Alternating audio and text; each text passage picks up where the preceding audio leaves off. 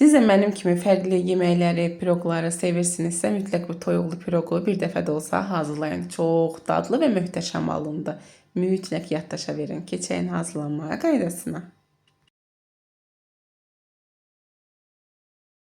Bizə lazım olacaq 1 stəkan ilıq süd, 1 stəkan duru yağ və 1 ədəd yumurta, 1 çay qaşığı quru maya, 1 çay qaşığı duz, 1 çay qaşığı da şəkər tozu əlavə edib qarışdırırıq.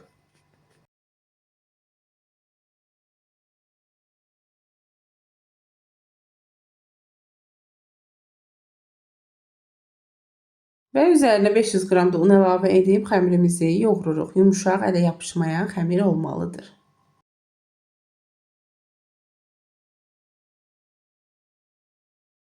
Xəmirimiz hazır olduqdan sonra kənara qoyuruq və içliyini hazırlayırıq. İçlik üçün bizə lazım olacaq toyuq filesi. 600 qram toyuq filesinin ətini qəm maşından çəkirik və tavanın içərisinə əlavə edirik. Üzərinə duru yağ, zövqə görə duz istiot əlavə edib qovururuq.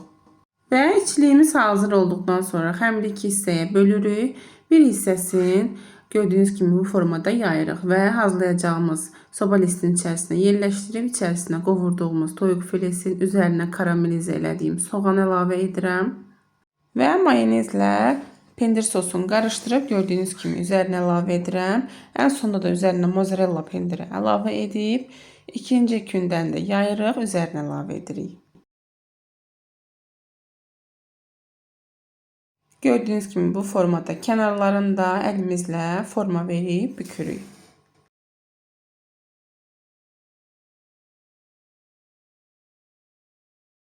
Kənarlarını bükdükdən sonra üzərinə 1 ədəd yumurtanın sarısını əlavə edib üzərinə çəkirik. Və yumurtanı da çəkdikdən sonra üzərinə zövqə görə qara çeriyota əlavə edirik və vilka vasitəsilə ortasından biraz deşirik ki, piroqumuz şişməsin. Və sobada 180 dərəcədə 20 dəqiqə təxmini üzəri qızarana qədər pişiririk. Pişirdikdən sonra biraz soyudub servis edirik. Mütləq amma mütləq bir dəfə də olsa hazırlayın. Çox dadlı və möhtəşəm alındı. Hazırlayan hər kəsə nuş olsun. Hələlik.